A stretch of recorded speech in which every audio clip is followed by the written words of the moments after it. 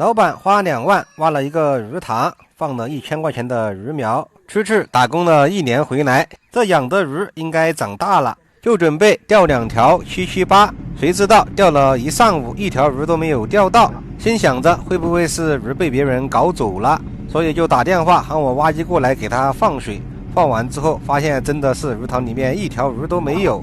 很多小伙伴肯定很奇怪，为什么不抽水要用挖机来放？是因为原先的老排水管有渗漏的现象，这次为了验证自己的猜想，顺便把老排水管换上新的，但是没想到啊，不知道哪个砍脑壳的把鱼全部都搞走了，1条都不留。你怎么的留个1-2条，心里面也好受一些。下雨天又是搞网又是搞这搞那的，一身搞得湿透了，身上还全是泥巴，最后水放完了还1条都没有看见，是你去不去？本来老板只打算把这老排水管换了，小搞一下，现在老板决定玩把大的，把整个鱼塘四周的杂草清理得干干净净，鱼塘里面的泥巴也一并清了，堤坝重新修整一下，打上混凝土，再安装一个监控，插一个牌子，谁要是再来搞他的鱼，一目了然。下面我们就开始挖机实战解说，把堤坝上面的杂草树枝全部清理干净之后，再开到旁边这块荒地里面来，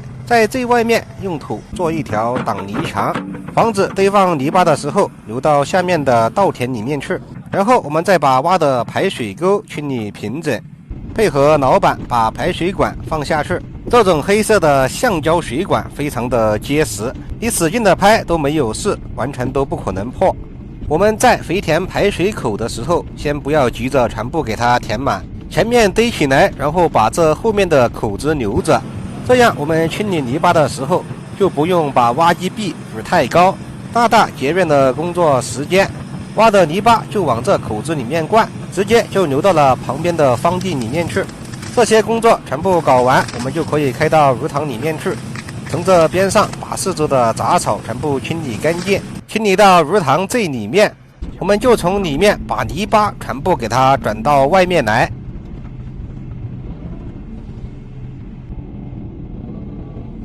把里面的泥巴全部转过来，连同的水和泥巴全部给它舀出去，就直接顺着这个沟流到了旁边的荒地里面去，并且它自然而然的还流平了。因为这个鱼塘新挖不久，泥巴不是很多，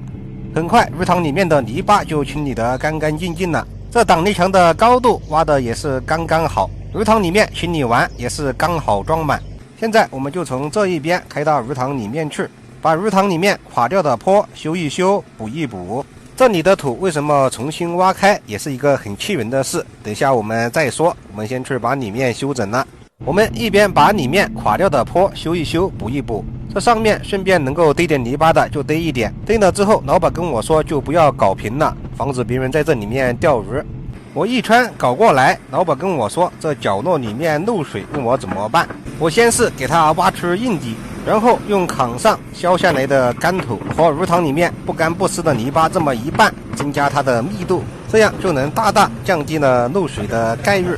为什么不说100%呢？因为有些土质的原因，你不管怎么拍怎么压，它该漏还是漏。土是包不住水的，它该渗透就渗透。原漏仿肥，塘底扫一扫，里面的坡烫一烫，搞漂亮。我们就来到了刚开始下去的地方。为什么这旁边的土要给它全部挖开？因为这些土本身不是鱼塘里面的，是因为上面一户人家挖屋场建房子，土没有地方去，就直接甩到他的鱼塘里面，所以挖开之后再重新反复的碾压，一层一层的皱起来，给它拍紧。经过这一系列的操作，这样就不容易被雨水冲垮，又重新流到鱼塘里面变成泥巴。鱼塘里面四周和塘底全部搞完，最后我们再精修堤坝。堤坝上堆泥巴用的口子，我们先把泥巴清理得干干净净，然后再给它一层一层的皱起来。堤坝的坡该修的修，该补的补，一定要给它搞得平平整整，漂漂亮亮。堤坝里面的坡梳平，搞出形状，因为土还比较湿润，拍的时候粘斗子，先让它在一旁晾一晾。我们先把堤坝外面给它修整一下，同样的收一收，拍一拍，烫一烫，搞漂亮。OK， 效果非常的棒。堤坝里面的坡也是同样的操作，拍一拍，烫一烫，只是要比外边要更加的细致。我也是看到了好多小伙伴的评论，你搞这么光滑是干嘛？因为一般堤坝打混凝土都是10公分，如果说你不把堤坝整好，这个地方凸一点，那个地方凹一点，打出来的混凝土就可能这里只有3公分，那里有10几公分，这样不管是整体的坚固度和防水都差很多。所以在修堤坝坡的时候，我都会多耗费一点时间，这样也是为了让打完混凝土之后的效果要好。上面拍完还要把下面削出硬底子，因为打混凝土坡底下必须还要打一个30公分厚的防滑墩，这样打出来的混凝土就不会因为压力下沉而开裂。堤坝底下留的这一堆土也是为了打完防滑墩之后留着保土用的，把防滑墩给护住，这样就能够承受更大的压力。上面还需要挖一个冒石的位置，打完混凝土坡上面再盖一个帽，这样下雨的时候雨水就不会从混凝土与土之间的缝隙流进去，把混凝土坡给洗垮。来来回回反反复复把堤坝上面压一压，弄平整。今天这个鱼塘我们就给老板修整完毕了，搞完看一下最后的效果。前后对比的变化，深了大概有1米多，鱼塘四周也清理干净了，到时候监控一安，无所遁形，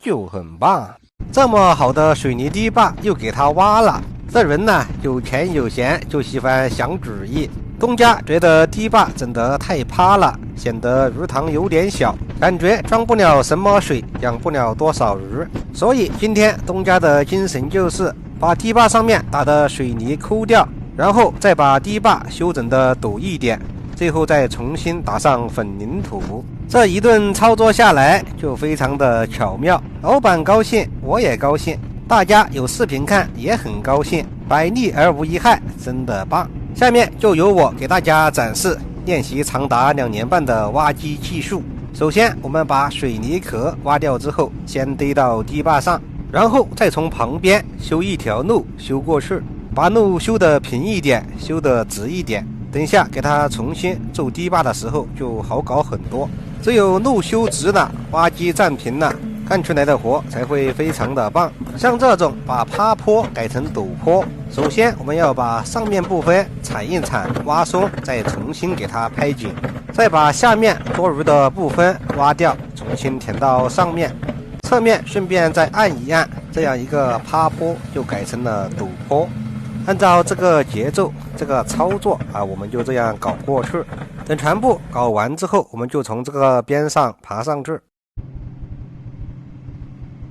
爬上来之后再把上面不平的地方拍一拍，